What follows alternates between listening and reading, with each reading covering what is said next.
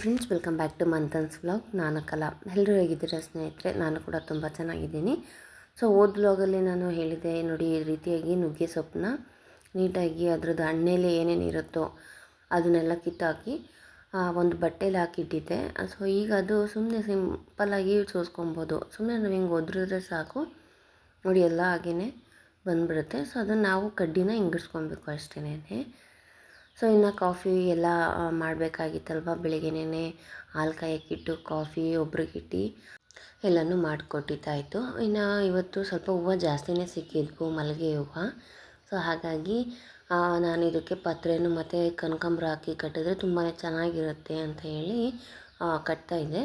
ಇನ್ನು ಮಧ್ಯಾಹ್ನ ಕಟ್ಟೋಣ ಅಂತ ಸುಮ್ಮನೆ ಹೋಗ್ಬಿಟ್ರೆ ಅವು ಅಷ್ಟರಲ್ಲಾಗಲೇ ಬಾಡ್ಕೊಂಡಂಗೆ ಆಗೋಗ್ಬಿಟ್ಟಿರುತ್ತೆ. ಹಾಗಾಗಿ ಫಸ್ಟೇ ಎಲ್ಲ ಕಟ್ಟಿಕ್ಬಿಟ್ರೆ ನೀಟಾಗಿ ಫ್ರಿಜ್ಜಲ್ಲಿ ಇಟ್ಕೊಂಡ್ರೆ ಪೂಜೆ ಮಾಡೋ ಟೈಮಿಗೆ ಚೆನ್ನಾಗಿರುತ್ತೆ. ಇನ್ನು ಅಂದರೆ ಇಷ್ಟೂ ನಮ್ಮ ಗಿಡದ್ದೆಲ್ಲ ಹೂವು ಇಲ್ಲೇ ನಮ್ಮ ಪಕ್ಕದ ಮನೆಯವರು ಅವರು ಊರಿಗೆ ಹೋಗಿದ್ರು. ಹಾಗಾಗಿ ಸುಮ್ಮನೆ ಅದು ವೇಸ್ಟಾಗಿ ಎಲ್ಲ ಉದುರೋಗ್ಬಿಡುತ್ತೆ ಅಂತ ಹೇಳಿ ನಾವೇನೇ ಬಿಡಿಸ್ಕೊಂಡು ಕಟ್ತಾಯಿದ್ದೀನಿ. ಸುಮ್ಮನೆ ನೆಲಕ್ಕೆ ಬಿದ್ದು ಹಾಳಾಗೋ ಬದಲು ಯಾಕೆ ಹೂಗಳನ್ನ ಕಿತ್ಕೊಂಡು ನಾವು ಬಳಸ್ಕೊಬಾರ್ದು ಅಂತ ಹೇಳಿ ಕಿತ್ಕೊಂಡು ಎಲ್ಲ ಕಟ್ತಿದ್ದೆ. ತುಂಬಾ ಅಂದರೆ 1-2 ಮೊಳ ಆಗಿತ್ತು ಹೂವು ಇವತ್ತು ಜಾಸ್ತಿ. ಕಟ್ಟಿ ಎಲ್ಲ ಎತ್ತಿಟ್ಕೊಂಡು ನೋಡಿ, ಇದರಲ್ಲಿ 2 ಥರ ಮಲ್ಲಿಗೆ ಹೂವು ಇದೆ ನೋಡಿ. ಇದು ಸೂಜಿ ಮಲ್ಲಿಗೆ, ಹಾಗೆಯೇ ಇದು ದುಂಡು ಮಲ್ಲಿಗೆ. ಇದು ನಮ್ಮದು ದುಂಡು ಮಲ್ಲಿಗೆ. ಸರಿ, ಇನ್ನು ಬ್ರೇಕ್ಫಾಸ್ಟಿಗೆ ಏನು ಮಾಡೋದು, ಸುಮ್ಮನೆ ಟೈಮ್ ಆಯ್ತಲ್ಲ ಅದನ್ನೆಲ್ಲ ಕಟ್ಕೊಂಡು ಕೂತ್ಕೊಂಡಿದ್ದಕ್ಕೆ. ಹಾಗಾಗಿ ಸಿಂಪಲ್ಲಾಗಿ ಮೊಸರು ಒಗ್ಗರಣೆ ಮಾಡ್ಕೊತಾ ಇದ್ದೆ. ನುಗ್ಗೆ ಸೊಪ್ಪಿನ ಸಾಂಬಾರು ಮಾಡಬೇಕು, ಅದಕ್ಕೂ ಸಹ ತಯಾರಿ ಮಾಡ್ಕೊತಾ ಇದ್ದೀನಿ. ಅದು ಲೇಟ್ ಆಗುತ್ತಲ್ವ ಮಾಡೋದಕ್ಕೆ ಅಂತ ಹೇಳಿ ನುಗ್ಗೆ ಸೊಪ್ಪಿಂದು ಸೋಸೆಲ್ಲ ಬೇಯಕ್ಕೆ ಇಟ್ಟಿದ್ದೀನಿ. ಅಂದರೆ ಒಲೆ ಮೇಲೆ ಇಟ್ಟಿದ್ದೀನಿ, ಇಲ್ಲೇನು ಮಾಡಲ್ಲ ನಾವು ಅದನ್ನು. ಬೇಯಕ್ಕಿಟ್ಟು ಇವಾಗ ಮೊಸರು ಒಗ್ಗರಣೆ ಮಾಡ್ತಾಯಿದ್ದೆ ನೋಡಿ. ಎಷ್ಟು ಗಟ್ಟಿಯಾಗೇ ಮಾಡಿದ್ದೀನಿ, ಅಂತ ತೆಳ್ಳಗೇನು ಮಾಡಿಲ್ಲ. ಚೆನ್ನಾಗಿರುತ್ತೆ ಈ ರೀತಿಯಾಗಿ ಮಾಡ್ಕೊಂಡು ತಿನ್ನೋದಕ್ಕೆ ನೋಡಿ. ಇದನ್ನು ಬಸ್ಸಾರಿಗೆಲ್ಲ ಹುರ್ಕೊತಾ ಇದ್ದೀನಿ. ಸಾಂಬಾರೆಲ್ಲ ಮಾಡಿದ್ದಾಯಿತು, ಕಾಳುಗ್ರೆನೂ ಸಹ ಮಾಡಿದೆ. ನುಗ್ಗೆ ಸೊಪ್ಪು ತುಂಬ ದಿವಸನೇ ಆಗಿತ್ತು ತಿಂದು. ನೋಡಬೇಕಿನ್ನು ಮನೇಲಿ ತಿಂದು ಯಾರ್ಯಾರು ಏನು ಹೇಳ್ತಾರೋ ಗೊತ್ತಿಲ್ಲ. ಯಾಕೆ ಮಾಡಿದೆ ಅಂದರೆ ಈಟಲ್ವಾ ಸ್ವಲ್ಪ ಈ ಬೇಸಿಗೆಗೆ, ಅದಕ್ಕೋಸ್ಕರ ಅಷ್ಟೇನೆ. ನೋಡೋಣ. ಇನ್ನು ಅಡುಗೆದೆಲ್ಲ ಮುಗೀತು.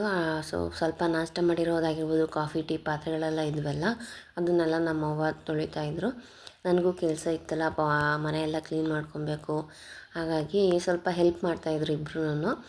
ಇನ್ನು ನಮ್ಮ ಅತ್ತೆ ಅಲ್ಲಿ ಸಿಂಕ್ ನೀರು ಹೋಗುತ್ತೆ, ಪಾತ್ರೆ ತೊಳೆದಿತ್ತಲ್ಲ ನೀರು ಹೋಗ್ತಿರುತ್ತಲ್ಲ, ಅಲ್ಲಿ ಸ್ವಲ್ಪ ಕ್ಲೀನ್ ಮಾಡ್ತಾಯಿದ್ರು, ನೀರು ಬಿಟ್ಟಿದ್ರು. ಹಾಗೆಯೇ ಅಲ್ಲಿ ಹುಲ್ಲು ಎಲ್ಲ ಬೆಳ್ಕೊಂಬಿಟ್ಟಿರುತ್ತೆ. ಅದನ್ನೆಲ್ಲ ಕಿತ್ತಾಕಿ ನೀಟಾಗಿ ಕ್ಲೀನ್ ಮಾಡ್ತಾಯಿದ್ರು. ಇನ್ನು ನಾನು ಮನೆಯೆಲ್ಲ ಒರೆಸ್ಕೊಬೇಕು ಅಂತ ಹೇಳಿದ್ದೆ. ಹೌದು, ಸೋಫಾ ಕವರ್ಸ್ ಎಲ್ಲ ಒದ್ರಿ ನೀಟಾಗಿ ಕಸ ಎಲ್ಲ ಗುಡಿಸ್ಕೊಂಡು ಮನೆ ಒರೆಸ್ಕೊಂಬಿಡೋಣ ಅಂಥೇಳಿ. ಇವತ್ತು ಗುರುವಾರ ಬೇರೆ ಆಗಿರುತ್ತೆ. ಇನ್ನು ನೆಕ್ಸ್ಟ್ ಡೇನು ಶುಕ್ರವಾರ ಅಮಾವಾಸ್ಯೆ ಇರುತ್ತಲ್ವ. ಹಾಗಾಗಿ ಮುಂಚೆನೇ ಸ್ವಲ್ಪ ಈ ಥರ ಕ್ಲೀನಿಂಗ್ ಎಲ್ಲ ಮಾಡ್ಕೊಂಬಿಟ್ರೆ ನೆಕ್ಸ್ಟ್ ಡೇಗೆ ನಮಗೆ ಈಸಿ ಆಗುತ್ತೆ ಅಂತ ಹೇಳಿ ಈ ರೀತಿಯಾಗಿ ಮಾಡ್ಕೊತಿದ್ದೆ. ಅಮಾವಾಸ್ಯೆ ಇಲ್ಲಾಂದ್ರೂ ನಮ್ಮ ಮನೇಲಿ ಗುರುವಾರ ಶುಕ್ರವಾರ 2 ದಿವಸನೂ ಪೂಜೆ ಇದ್ದೇ ಇರುತ್ತೆ. ಗುರುವಾರ ಪ್ರತಿ ಗುರುವಾರ ನಾನು ಇದೇ ಥರನೇ ಮುಂಚೆಗೇ ಮನೆಯನ್ನೆಲ್ಲ ನೀಟಾಗಿ ಕ್ಲೀನ್ ಮಾಡಿಕೊಂಡು ಇನ್ನು ಸಂಜೆಗೇ ದೀಪ ಹಚ್ತಾ ಇದ್ದಿತ್ತು.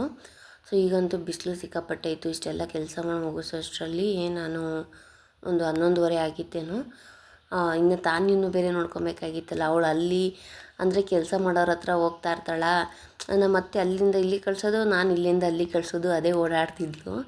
ಆ ಫ್ರೆಂಡ್ ಮನೆಗೂ ಹೋಗಿ ಸ್ವಲ್ಪ ಹೊತ್ತು ಆಟಾಡ್ಕೊಂಬಂದ್ಲು. ಎಷ್ಟೊತ್ತಿರ್ತಾಳೆ, ಜಾಸ್ತಿ ಹೊತ್ತೇನೂ ಇರೋದಿಲ್ಲ. ಅಲ್ಲೂ ಏನೋ ಮಾಡಿದ್ರು, ಅಮ್ಮ ಹೊಡೆದ್ರು ಬೈದರು ಅಂತ ಅಂದ್ಕೊಂಡು ಬಂದುಬಿಡ್ತಾಳೆ ಬೇಗ. ಅವ್ರ ಅಕ್ಕ ಏನಾದರೂ ಇದ್ದಿದ್ದರೆ ಸ್ವಲ್ಪ ಹೊತ್ತು ಆಟಾಡ್ಕೊಂಡಿರ್ಬೋದಾಗಿತ್ತು ಮನೇಲೇ. ಇಲ್ಲಾಂದರೆ ಏನು ಮಾಡ್ತಾಳೆ, ಒಬ್ಬಳೇ ಬೇಜಾರಾಗುತ್ತಲ್ವ. ಹಾಗೆಯೇ ಆಮೇಲೆ ಈಚೆನೂ ಸಹ ಕಳ್ಸೋಕ್ಕಾಗೋದಿಲ್ಲ, ಬಿಸಿಲಲ್ವ ಇವಾಗೆಲ್ಲ. ಇನ್ನು ಕಸ ಎಲ್ಲ ಗುಡಿಸಿದ್ದಾಯ್ತಲ್ಲ, ಇವಾಗ ಸ್ವಲ್ಪ ಟೀಪಾಯ್ ಆಗಿರ್ಬೋದು, ಸೋಫಾ ಸೆಟ್ಸ್ ಅದೆಲ್ಲ ನೀಟಾಗಿ ಒರೆಸ್ಕೊಂಬಿಡ್ತೀನಿ. ತುಂಬಾ ಧೂಳಿರುತ್ತೆ. ನಾವು ಇವಾಗ ಒರೆಸಿರ್ತೀವಿ ಅಂದ್ಕೊಳ್ಳಿ, ಮತ್ತೆ ತಿರ್ಗಾ ಸಾಯಂಕಾಲಕ್ಕೆ ಅಷ್ಟೇ ಧೂಳು ಬಂದುಬಿಟ್ಟಿರುತ್ತೆ. ಅಂದರೆ ನಮ್ಮ ಮನೆ ಮುಂದೆ ಯಾವುದೂ ಮನೆಗಳಿಲ್ಲ. ನಮ್ಮದೇನೇ ಲಾಸ್ಟು. ಗಾಳಿ ಬೀಸಿದಾಗ ಆಗಿರ್ಬೋದು. ಇವಾಗಂತೂ ಬಾಗ್ಲು ಹಾಕ್ಕೊಂಡಿರೋಕ್ಕೆ ಸ್ವಲ್ಪ ಸೆಕೆ ಆಗ್ತಿರುತ್ತಲ್ವ. ಹಾಗಾಗಿ ಬಾಗಿಲು ತೆಗೆದ್ರಂತೂ ಗಾಳಿಗೆ ಸಿಕ್ಕಾಪಟ್ಟೆ ಧೂಳು ಬರ್ತಾ ಇರುತ್ತೆ. ಒರೆಸ್ತಾನೆ ಇರಬೇಕು ದಿನಾನ. ಇನ್ನು ಸೋಫಾನೂ ಅಷ್ಟೇನೆ ಸೇಮ್. ಇನ್ನು ಟಿ ವಿ ಶೋಕೇಶು ಅಷ್ಟೇನೆ ನೋಡ್ತಿರ್ಬೋದು. ನಮ್ಮ ತಾನ್ಯವರು ಇದು ಕಬೋರ್ಡ್ಗಳ್ನೆಲ್ಲ ತೆಗ್ದು ಏನಾದರೂ ಒಂದು ತೊಗೊತಾನೆ ಇರ್ತಾರೆ ಅಂತ ಹೇಳಿ ದಾರಾನ ಕಟ್ಬಿಟ್ಟಿದ್ದೀನಿ. ಅದು ತಾನ್ಯ ಅಂತಲ್ಲ, ಫಸ್ಟು ಮಾನ್ಯ ಹುಟ್ಟಾಗಿಂದನೂ ಅದು ಹಾಗೇ ಇದೆ. ಮಾನ್ಯನೂ ಹಂಗೆ ಮಾಡೋಳಲ್ವ, ಸೊ ಹಾಗಾಗಿ ಅದನ್ನೇ ಕಟ್ಕೊಂಬಂದಿದ್ದು. ಈಗ ತಾನಿಗೂ ಇನ್ನು ಅವಳು ತಾನೇ ಸ್ವಲ್ಪ ದೊಡ್ಡೋಳಾಗೋ ತನಕ ಹಂಗೆ ಇರುತ್ತೋ, ಇಲ್ಲ ನೆಕ್ಸ್ಟ್ ನಮ್ಮ ಮೈದನ ಮಕ್ಕಳು ಬರ್ತಾರಲ್ಲ ಆವಾಗ ಅದೇ ಹಂಗೆ ಫಾಲೋ ಮಾಡ್ಕೊಂಬಿಡ್ತೀವ, ಗೊತ್ತಿಲ್ಲ ಅದನ್ನು. ಸೊ ಇನ್ನು ಟಿ ವಿ ಶೋಕೇಶ್ ಆಗಿರ್ಬೋದು, ಟಿ ವಿನೂ ಅಷ್ಟೇನೆ, ನಮ್ಮವ್ರು ಇದ್ದಾರಲ್ಲ ಅವರು ಅದನ್ನು ಕೈಯಲ್ಲೆಲ್ಲ ಮುಟ್ಟಿ ಮುಟ್ಟಿ ಎಲ್ಲ ಹಾಳು ಮಾಡಿಬಿಡ್ತಾರೆ ಟಿ ವಿದು ಸ್ಕ್ರೀನನ್ನು. ಸೊ ಅದನ್ನು ಸಹ ಒರೆಸ್ತಾನೆ ಇರ್ತೀನಿ. ಇನ್ನು ಇದನ್ನೆಲ್ಲ ನೀಟಾಗಿ ಒರೆಸಾದ್ಮೇಲೆ ಕಿಟಕಿಗಳು ಸಹ ಪ್ರತಿಯೊಂದು ಕಿಟಕಿಗಳನ್ನು ಒರೆಸ್ತೀನಿ. ಫುಲ್ಲು ಡೀಪ್ ಕ್ಲೀನಿಂಗ್ ಅಂತಲೇ ಹೇಳ್ಬೋದು. ಅಂದರೆ ಧೂಳು ಹೊಡಿಯೋದಾಗಿರ್ಬೋದು, ನೀಟಾಗಿ ಕಿಟಕಿಗಳನ್ನೆಲ್ಲ ಒರೆಸ್ಕೊಳೋದಾಗಿರ್ಬೋದು, ಹಾಲ್ದು, ರೂಮ್ದು, ಡೈನಿಂಗ್ ಹಾಲ್ದು, ಅಡುಗೆ ಮನೆದು ಪ್ರತಿಯೊಂದೂ ನೀಟಾಗಿ ಈ ರೀತಿ ಕ್ಲೀನ್ ಮಾಡ್ಕೊಂಬಿಡ್ತೀನಿ. ಸೊ ಇದೆಲ್ಲ ಮಾಡೋಷ್ಟರಲ್ಲಿ ನನಗೆ ಲೇಟೇ ಆಗುತ್ತಲ್ವ, ಅದಕ್ಕೋಸ್ಕರ ಪೂಜೆದೆಲ್ಲ ಸಂಜೆ ಮೇಲೆ ಇಟ್ಕೊಂಬಿಡ್ತೀನಿ. ಸೊ ಇವಾಗ ಇದನ್ನೆಲ್ಲ ಮಾಡಿ ನೆಕ್ಸ್ಟ್ ಇದು ಮಿರರು. ಸೊ ಪ್ರತಿಯೊಂದು ಅಂತ ಹೇಳಿದ್ನಲ್ಲ, ಮಿರರು ಸಹ ಬಿಡಲ್ಲ.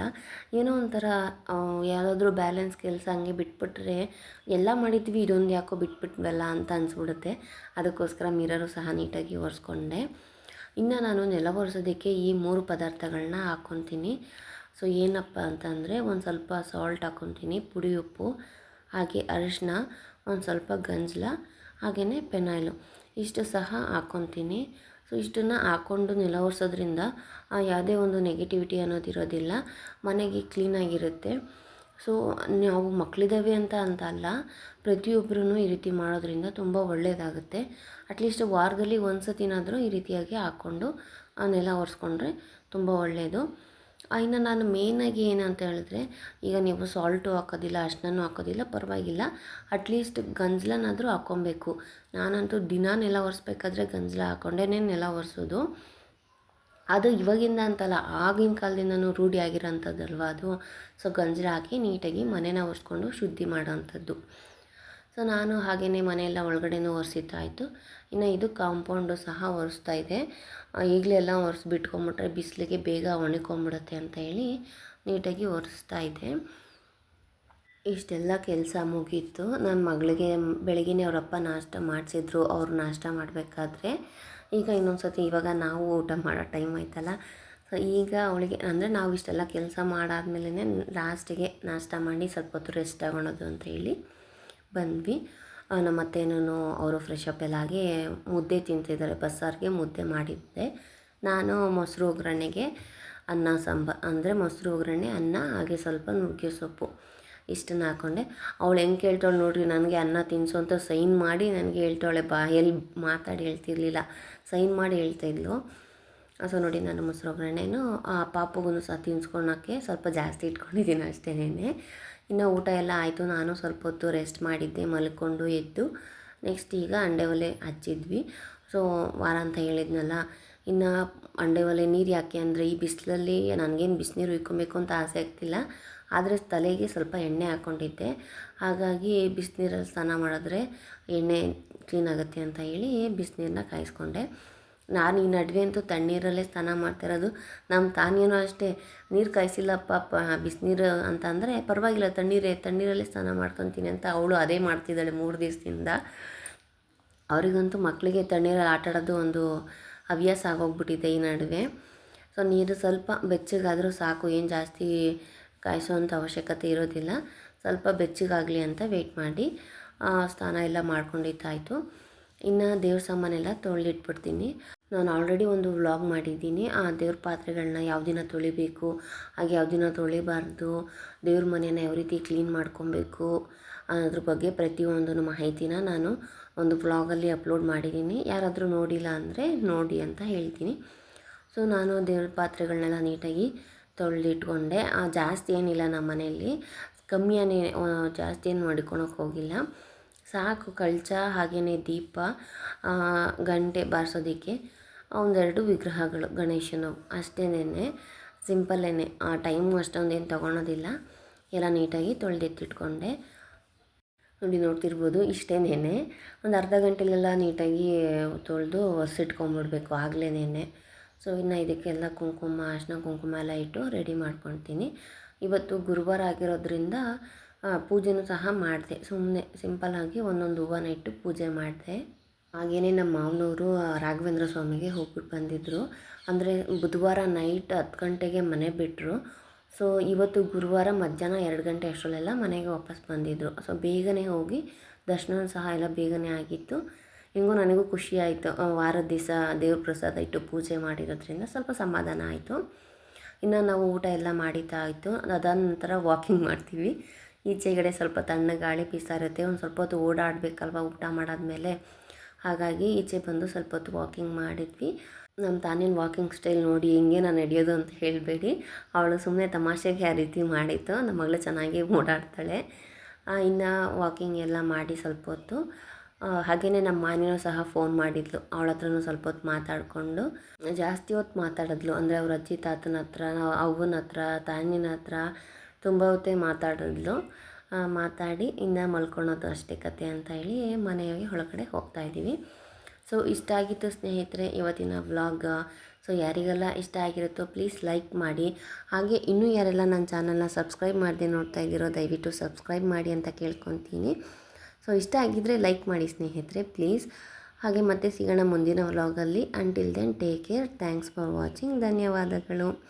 ಇನ್ನು ನಮ್ಮ ತಾನಿನ ಮಲಗಿಸೋದಿದೆಯಲ್ಲ, ಅವಳಿಗಂತೂ ಕಣ್ಣಿಗೆ ನಿದ್ದೆನೇ ಬರೋದಿಲ್ಲ ಎಷ್ಟೊತ್ತಾದ್ರೂ.